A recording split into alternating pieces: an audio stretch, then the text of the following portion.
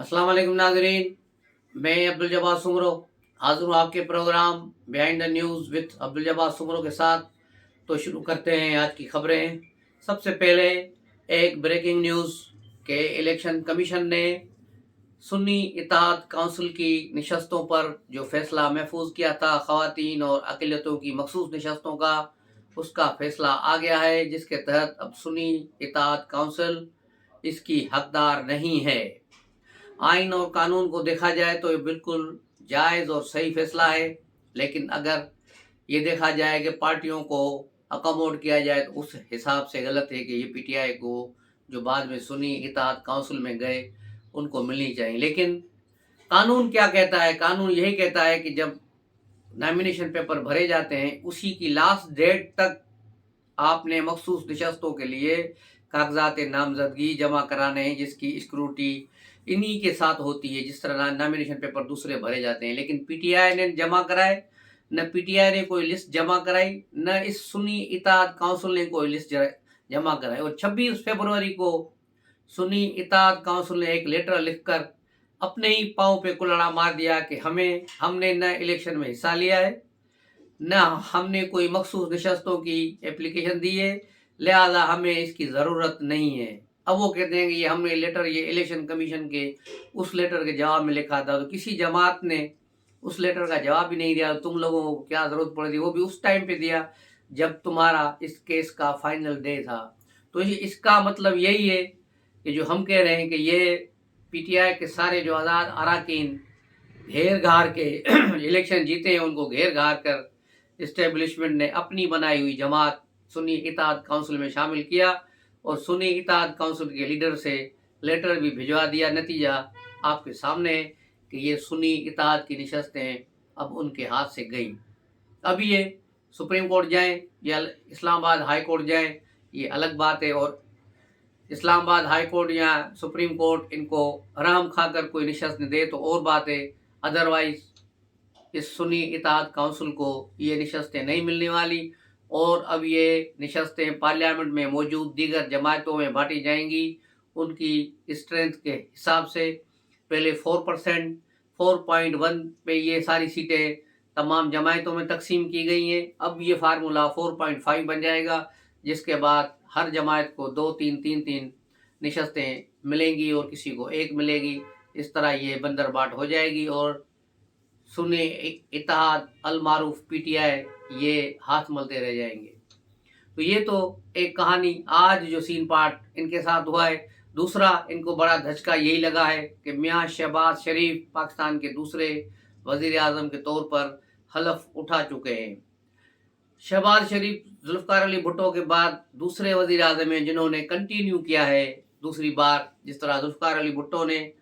77 के इंतखाबात जीतने के बाद दोबारा वज़ीर आज़म का हलफ उठाया था, लेकिन फिर 5 जुलाई को मार्शल के तहत उनकी हुकूमत ख़त्म की गई थी, लेकिन वो दूसरी बार वज़ीर आज़म बने थे। इसी तरह शहबाज शरीफ भी अपने ही कंटिन्यू में निकल गए थे, फिर वापस आ गए, फिर दोबारा वज़ीर आज़म का हलफ आज उठा लिया है। तो इस तरह शहबाज शरीफ ने भी जुल्फ़िकार अली भुट्टो का वो रिकॉर्ड बराबर कर दिया है।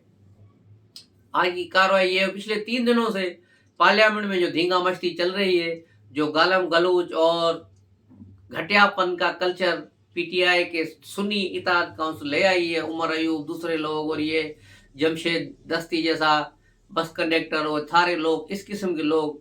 जो पीटीआई भर के वहाँ लाई है, जिनको न तमीज़ है न अखलाक है। अखलाक और तमीज़ तो इनके लीडर में भी नहीं है, तो इनमें कहाँ से आएगी? इनको 10 साल से यही सिखाया गया है और जितना बदतमीज़ जितना वाहियात उतना इमरान खान के वो करीब होता है, जिस तरह शेर अफजल था या दूसरे थे। और ये जितनी जितनी गलाजत करेंगे, जितनी ये बेगरती करेंगे, उतने ये आगे जाते हैं, जिसका मिसाल गंडापुर के लिए नाम से आपके सामने है। तो ये लोग ये कहानियाँ ये इसी तरह ही आज भी बिलावल भुट्टो ने इनको दावत दी कि वो आए और मिल बैठे मीसा के जमहूरियत पर, जिस तरह कल शहबाज शरीफ ने भी इनको दावत दी। लेकिन फिर ये बिलावल भुट्टो ने जब सच बात कही तो ये उस पर चढ़ दौड़े और उसके खिलाफ बाकायदा लड़ने मारने के लिए उठ खड़े हुए। लेकिन पीपल्स पार्टी के जियाले कादिर पटेल और दीगर रहनुमा और ख़वातीन पीपल्स पार्टी के रहनुमा बिलावल भुट्टो के आगे आ गई। लेकिन बिलावल भुट्टो ने कहा कि आप आगे से हट जाए, इनको ज़रा मेरे करीब आने दो। تو یہ صورتحال رہی ہے، اور پھر اسپیکر نے بھی پی ٹی آئی والوں کو یعنی سنی اتحاد کونسل والوں کو وارننگ دی کہ وہ اپنے حدوں میں رہ کر احتجاج کرے، یہ ان کے لیے وارننگ ہے، نہیں تو ان کے خلاف سخت کارروائی کی جائے گی۔ تو میرے خیال میں ان کو تھوڑا سبق سکھانے کی ضرورت ہے، ان کو 15 دنوں کے لیے جو بدماشی کر رہے اس میں اسمبلی میں ان کو رکنیت 15 دن کے لیے کم سے کم معطل کرے، تو پھر یہ کچھ سدھریں گے اور یہ باتوں کو سمجھیں گے۔ دوسری طرف صدارتی الیکشن کے امیدوار محمود خان اچکزئی کے گھر پر کوئی رات چھاپا مارا گیا ہے، جس کا آج ڈی سی نے وضاحت کی ہے کہ محمود خان اچکزئی کے گھر کے ساتھ ایک پلاٹ ہے، خالی پلاٹ، گورنمنٹ کا پلاٹ ہے، جس پر ان لوگوں نے قبضہ کیا ہوا تھا۔ کل جب ایس ڈی ایم اور دیگر افراد اس پلاٹ کو خالی کرانے گئے تو وہاں ایس ڈی ایم کو گالیاں دی گئی اور ان کو دھکے دیے گئے، اور اسی پر ہی پولیس نے کارروائی کی ہے اور رات کو ان لوگوں کو پکڑا ہے، گرفتار کیا ہے جو اس واقعے میں ملوث ہیں۔ تو یہ ہے بلوچستان کی آفیشل جو وہاں کی رپورٹ، اور جبکہ اچکزئی نے کہا ہے کہ مجھے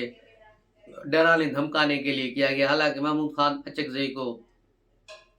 کون ڈرا دھمکا سکتا ہے، کیونکہ وہ خود ایک بلوچستان کے فیڈرل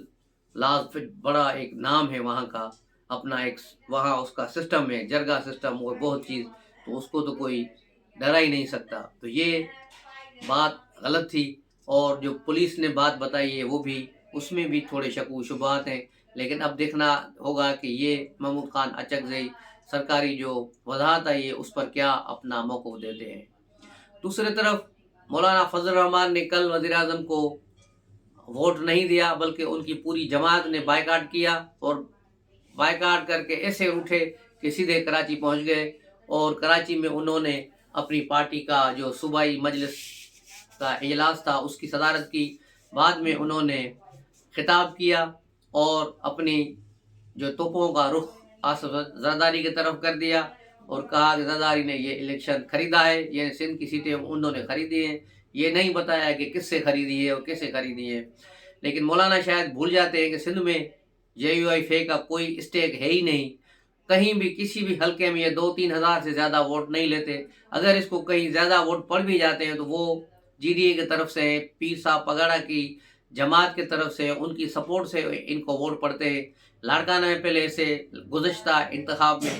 50,000 کے قریب ووٹ پڑے تھے، اس بار کم ہوئے، تو اس کی بھی وجہ ہے کہ وہاں ان کو ووٹ کم کیوں ہوئے، کیونکہ وہاں ان کو 2 شخصیتیں جو ہے الطاف انر ان کے ساتھ تھا، جس کی اچھی خاصی وہاں سے ہے، لیکن اس بار الطاف انر کے بیٹے جو ہے پیپلز پارٹی کے ایم پی اے بنے تو اس کے ووٹ ختم ہو گئے۔ اس کے علاوہ سیف اللہ ابڑو، اس نے بھی جو ہے وہ سینیٹر ہیں پی ٹی آئی کے، اور پی ٹی آئی کی طرف سے اس کا یہاں پر اثر رسوخ تھا، تو اب انہوں نے وہ بھی چھوڑ دیا اور وہ سیف اللہ ابڑو پیپلز پارٹی میں شامل ہو گئے، تو اس کے بعد اس کا بھی اثر ختم ہو گیا، تو ووٹ اس کے بچے 30,000 کے قریب۔ یہ بھی اس نے زیادہ ووٹ لیے ہیں لاڑکانہ کے حوالے سے، ان کی اپنی کوئی حیثیت نہیں ہے مولویوں کی، یہ صرف 2-2.5 ہزار ووٹ ہے۔ ہاں روڈ بند کرنے کی صلاحیت رکھتے ہیں، کیونکہ ہر شہر میں ان کے مدرسے بنے ہوئے ہیں، اور مدرسے بچوں کو پکڑ کر پھر یہ وہاں پہنچ جاتے ہیں اور وہاں پر یہ مظاہرے کرنا شروع کر دیتے ہیں۔ اب صدارتی انتخابات ہو رہے ہیں، صدر آصف علی زرداری اور محمود خان اچکزئی ان دونوں کے کاغذات منظور ہو چکے ہیں، اور 9 تاریخ کو یہ گھمسان کا رن پڑے گا، پھر دیکھا جائے گا کہ چانس کس کا ہوتا ہے، لیکن لگے سارا ہے کہ آصف علی زرداری کے اپنے نمبرز پورے ہیں اور انہیں کسی اور کی ضرورت نہیں، اسی لیے انہوں نے مولانا کو لفٹ نہیں کرائی، جبکہ ایم کیو ایم کے ساتھ بھی ابھی ان کی کوئی بات چیت شروع نہیں ہوئی، لیکن میرا خیال ہے کہ ایم کیو ایم کو آخری وقت میں ڈرامائی انداز میں اپنے ساتھ ملا لیا جائے گا۔ تو یہ تھی آج کی مختصر خبریں اور ان پر تبصرہ۔ ملتے ہیں اگلے ولاگ میں، تب تک کے لیے اجازت دیجیے، السلام علیکم۔